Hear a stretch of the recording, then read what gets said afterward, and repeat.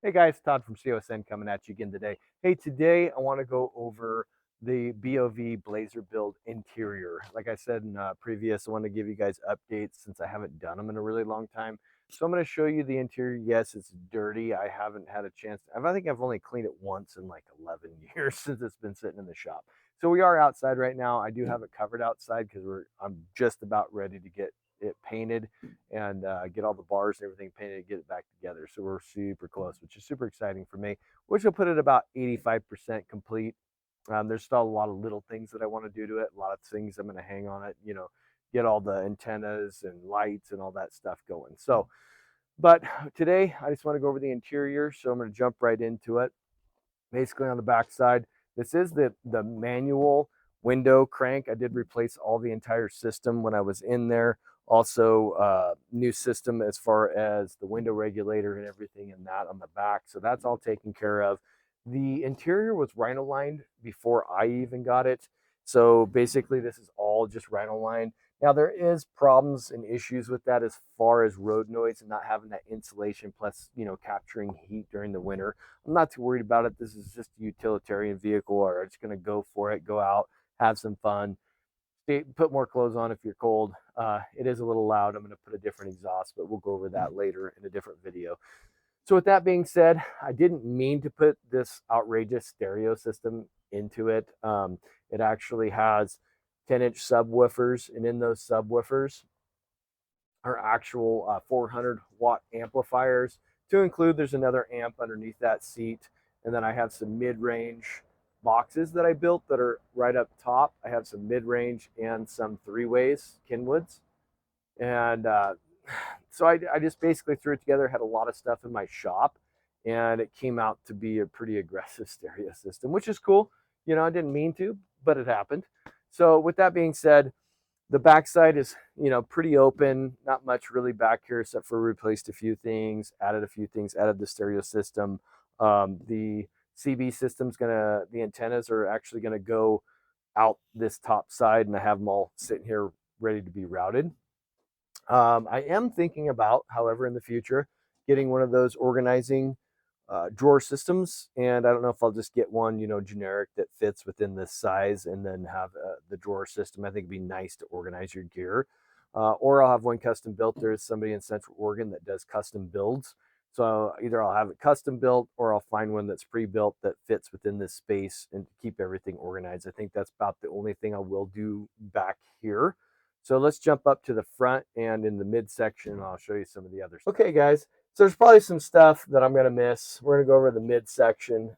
Basically, what I have here is I have minivan seats. So I went to a pull apart when they still had the pull apart junkyards, and I grabbed some minivan seats. That was pretty much the only thing left. All the other bucket seats were gone because these actually had hooks on the bottom, and I actually cut the hooks off, welded platforms, and put these in. They are super comfortable. Plus, I really like them because they fold down, and that allows me a little more space.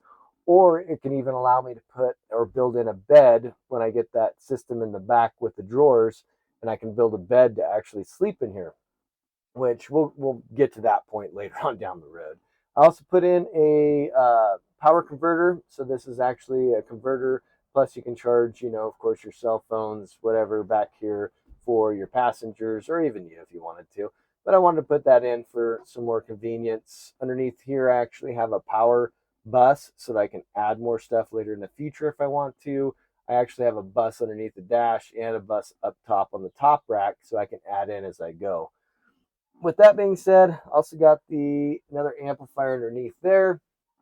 And then I built this out with your mids, three-way. I also have a three-way speaker in the door to power this stereo that I decided that I was gonna build, and it came out, like I said, pretty loud. I went with the classic seat belts as well, so I bought these classic seat belts. They're in the rear, just lap belts, and in the front, I actually have those in place of the old belts. So I went to the classic belts online and got the classic seat belts.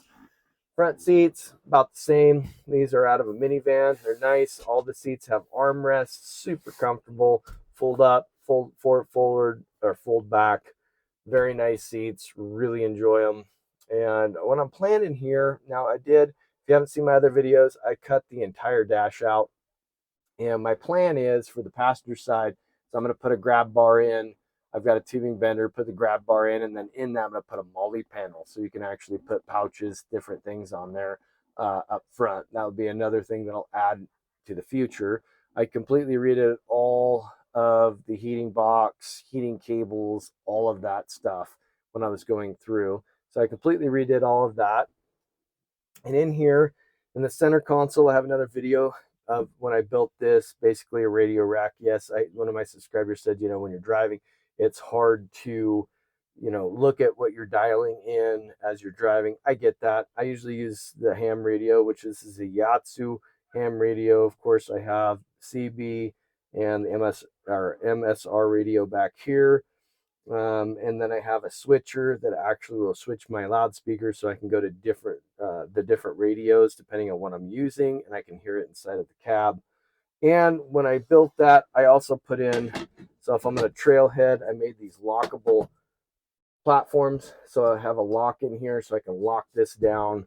If I leave this vehicle on a trailhead, gives me a little extra security, a little more comfort. Some of these radios are expensive.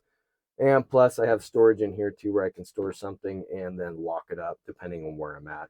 This is the power supply. This turns on all of my radios. And then I also have a built-in fan system.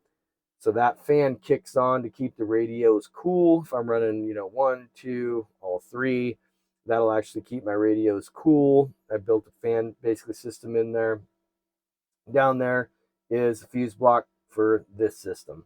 So I kind of kept the systems separated, and just so that I know where, fuse block is there. I should shut this down.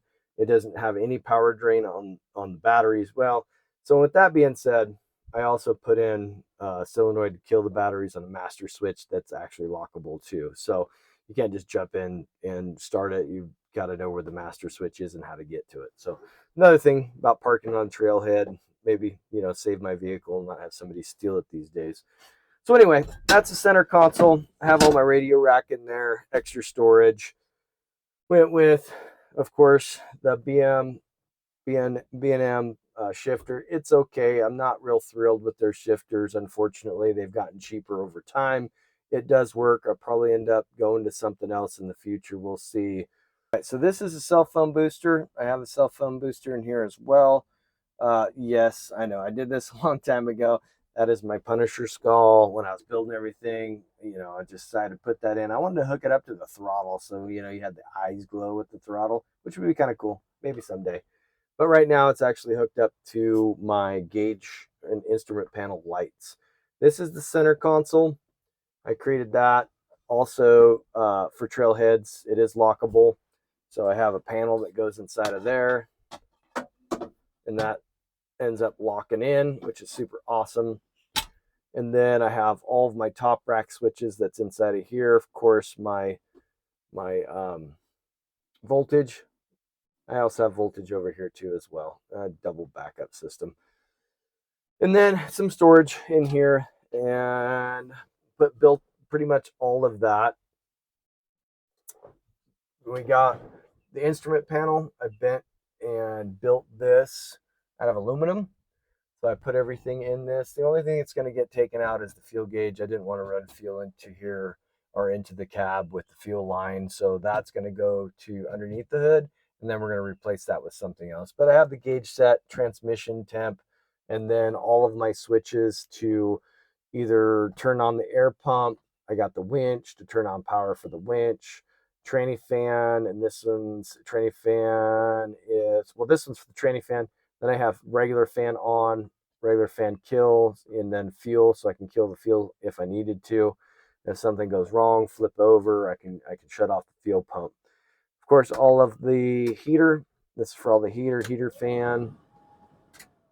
And then I kind of kept the stock windshield wiper stuff and stock lights. So I kept the stock light switch, and then added just some lights for the turn signals and things like that. So it is what it is. I've also put new door panels in, lots of new hardware, just lots of stuff that I've done to this vehicle. I don't think there's any part of this vehicle that I haven't gone through yet. But I'm almost there. I'm almost done. Like I said, I'm getting ready for paint. I've got a lot of stuff. I kind of didn't beat the weather. The weather's coming in on me, so it looks like I'm gonna have to paint in the shop. It's gonna take me a little bit longer to do that. I was hoping I can just do it outside one morning when the wind's nice and still and it's nice and warm. But we're losing the weather, so I'm gonna have to do it in the shop. I really appreciate you guys watching. I'm sure I've missed something. If you guys have a question or if you even have ideas, shoot me some new ideas, shoot me some new stuff. I'm always open to suggestions, and I'm going to get this sucker painted and hopefully on the road on some new adventures. So anyway, thank you guys for watching. Remember, prepare your communities, hope for the best, but prepare for the worst, or prepare for the worst or hope for the best. Anyway, guys, thanks for watching, and I really appreciate it. I'll catch you guys in the next video.